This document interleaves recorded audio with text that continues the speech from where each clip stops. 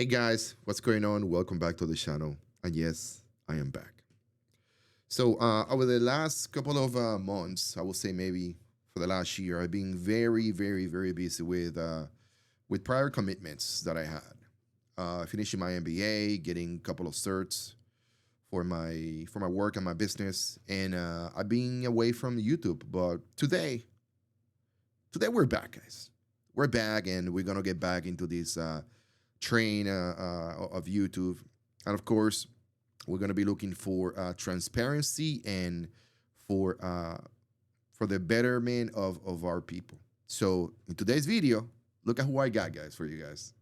I'm Patrick David. I'm an entrepreneur and founder of PBD Podcast. Today, I'm surrounded by 20 anti-capitalists. My first claim is incentive is the engine of capitalism. Remove it and the system fails. On this topic, guys, on this topic about capitalism, I saw this very eloquent, smart individual. Her name is Zina, and she argues. Okay, she argues that capitalism doesn't serve ordinary people, people like you and me. Okay, that it creates unfair system and keeps wealth locked away. It's a powerful emotional claim. Let me tell you. It's very emotional. But when you look at the facts, her theory kind of fell apart. And I want to break it down for you. How are you? What's your name? Zina. Zina. Awesome. So this claim about incentive is one that we see often promoted by capitalism enjoyers, right?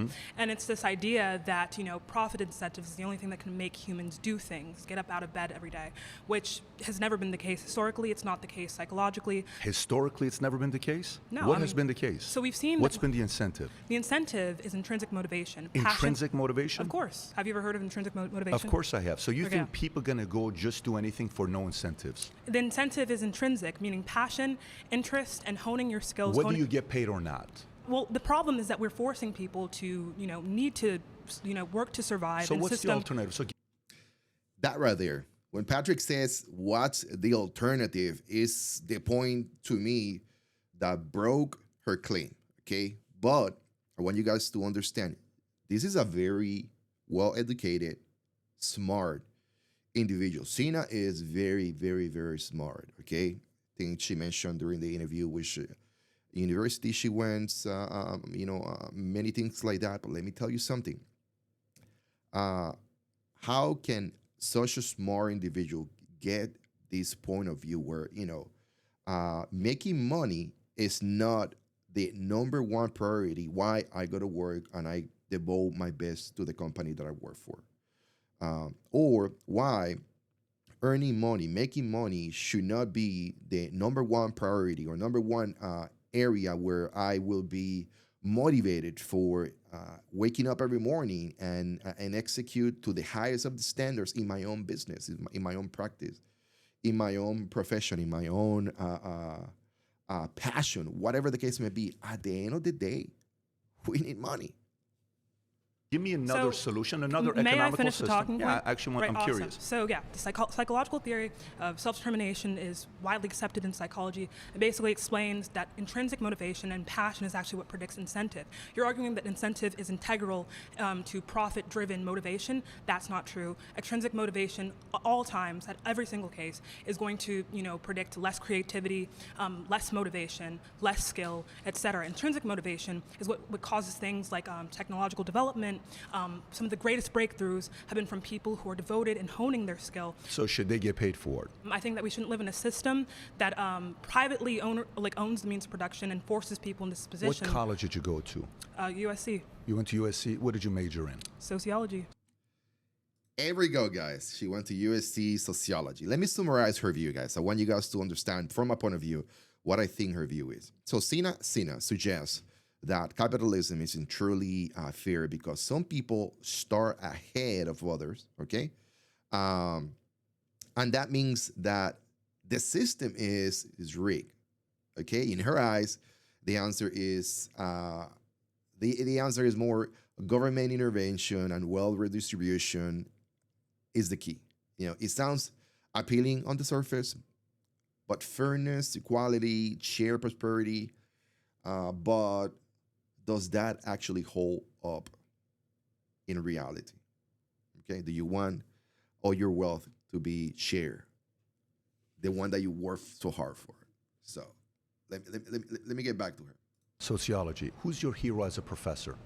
Who's Wow, the professor you look this up doesn't to? seem like a topic Do you know that's why I related to asked this question? capitalism. The reason why I asked this question is because somebody convinced you of that. I don't think Somebody it's convinced you that that So is the way psychology that and studies produces- convinced me of this fact Yeah, about the human but mind. unfortunately, to your claim, results show that the greatest Results economical show that system intrinsic is motivation predicts more capitalism creativity that allows and more people to go profit above and than beyond anything and like solve extrinsic every motivation. single issue out there.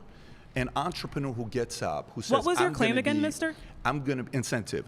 Incentive. The What about entrepreneur who has incentive? an incentive to go out there and build their lives, and you put So no I'm saying that monetary this incentive that you're talking about, Yeah. what predicts the best incentive, the best drive, and the best So creativity what do you think about has Elon been proven Musk? by What do you think psychology. about Elon Musk? Can we respond to my claim? This is about incentive, All right, though. awesome. So you're arguing that incentive is intrinsic and tied to extrinsic motivation. What we find is that the best incentive comes from intrinsic motivation. So a person that's passionate about solving an issue is going to build something bigger than somebody else that's not. Yeah, so someone who has a true passion for this. Yeah, so Exactly. So profit motivation is not the thing that's driving innovation, Of right? course Psychology. it is. Of course so it is. So profit is not what's driving. Somebody please explain to me what is then driving all this motivation, guys. Let me give you a little bit on track record on capitalism. Okay, the reality is capitalism has done more to raise ordinary people out of poverty than any other system in history. Okay, that's facts. Okay, since the 1980s, as free market reform spread, extreme poverty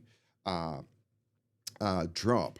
Okay, worldwide, around the world, from over 40% to under 10%, which is crazy numbers. That's billions of lives improved, billions. So when Zina says capitalism is unfair, she's ignoring that it's precisely free markets that have created jobs, okay, medicines, technologies, and she mentioned technologies there, but an opportunity for people who once had nothing.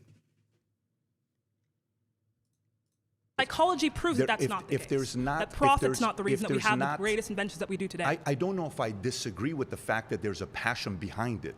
Are you saying people with passion, even if there wasn't the incentive to make as much money as they would make, people would still That's pursue exactly it what- even with or that's- without money? that's what psychology Well, says. your claims are wrong because not true.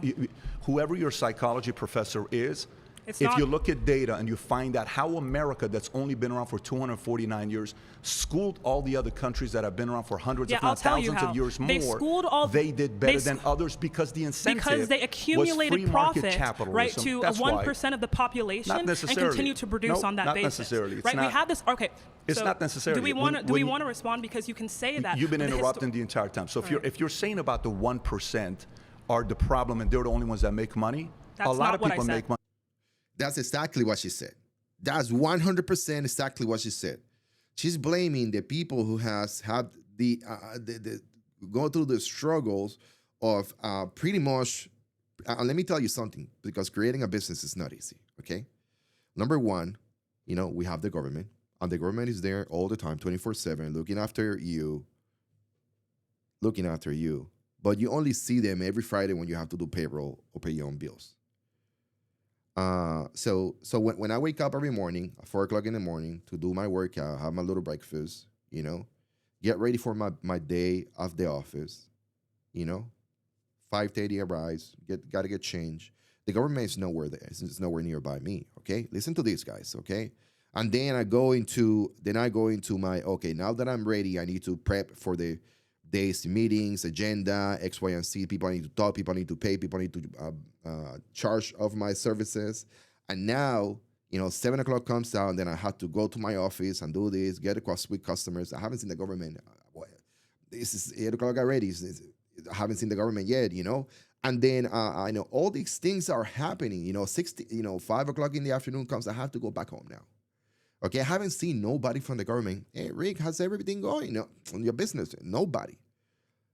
But when it's time to run payroll, here we go. Here we go, the government with 40%. Hey, I want 40% of everything you made. So this is the 1% that she's talking about. She's referring to people like me and you who goes through this. And let me tell you something. Most of the people that have minimum income in the United States and up, we are the 1%er in the world of earners. Fact check that.